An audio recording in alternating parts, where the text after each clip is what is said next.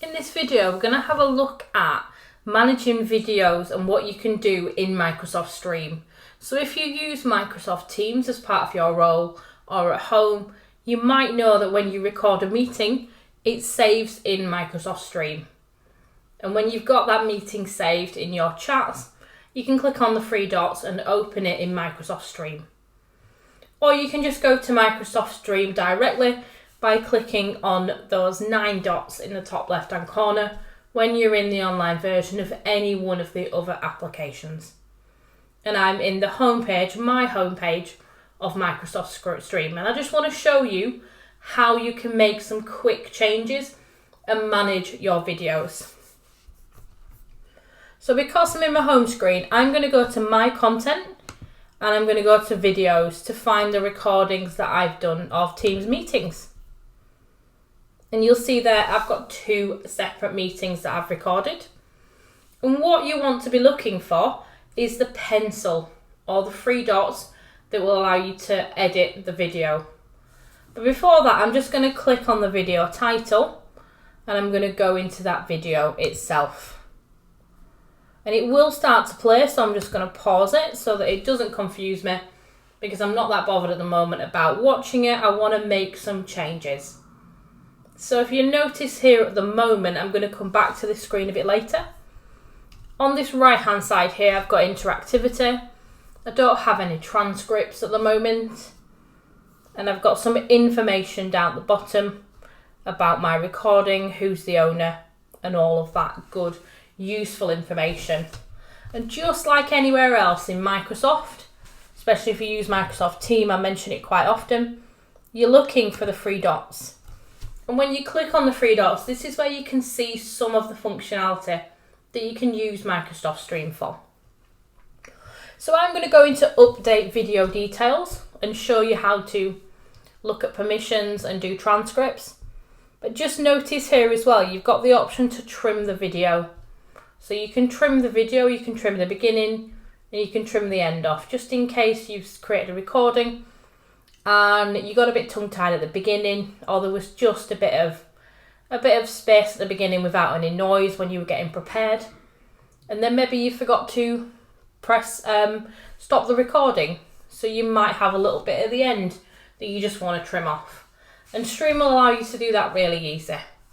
You can't cut anything out of the middle, so whatever's in the middle stays, but you can trim at the beginning and end off. So you have a little bit of video editing functionality in here, which is quite useful.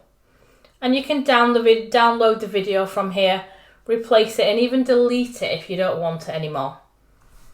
But the one that I really want to focus on in this video is update video details, so we can see what's currently going on. And when I do this, I've got 3 separate sections. I've got details, I've got permissions, and I've got options. And at the moment, if I look at my options on the right hand side, where it says auto-generate captions, it's greyed out and I can't click on that box. It's not allowing me to do that, but I can upload a caption file. I don't have one. But if you want to create a transcript for your video, Stream will automatically do that for you. All you need to do when you come into this screen is on the left hand side when it says video language, you just need to select English. And you'll notice straight away that's automatically changed to now auto-generate captions. So as soon as I click on applying that top purple burgundy banner, it will start to auto-generate the captions for me based on what everyone said in the meeting. They might not always be correct, but I can go in there and edit them afterwards. Now it's useful to know here that it will take at least as long as the recording length to auto-generate the captions. So if you've got an hour-long meeting, it's going to take at least an hour to do those transcripts for you. So just be aware of that if you need to pass that information or use that information for something else. So the captions are going to get ready for me. And then just useful in the middle as well, the permissions on a video when you record something in Microsoft Teams is that the recorder is the person who records it is the owner, the person who's meeting it is, etc. And everyone who's attended that meeting will be able to see that video. You can take away people's permissions by clicking on the right hand side and clicking that cross, or you can take away ownerships. You can also allow everyone in the company to view the video. So if you want to share this with everyone, once you've done that, you'll need to share the link so that everyone can access, but you need to change the permissions in here within Microsoft Stream.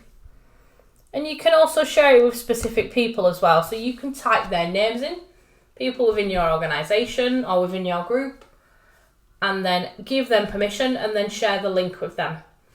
You can't just share the link of a video without changing the permissions first, because it's Stream that holds the permission. So you must come in here and allow whoever it is to access the video and then share the link with them.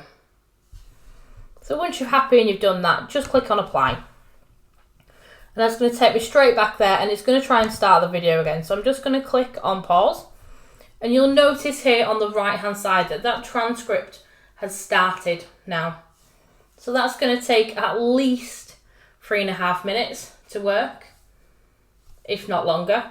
But then that will give me a transcript that I can edit and I can download, so I can start to work with the words. And if you need to take notes from the meeting and actions, this is just going to really help you, as well as the video, to pick up on who said what and just pick up on all of those actions and notes really easily.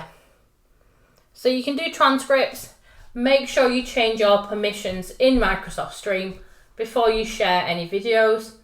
And also don't forget, you can trim the beginning and the end of your videos just to make them a lot cleaner and slicker if you want to share them with a larger group of people.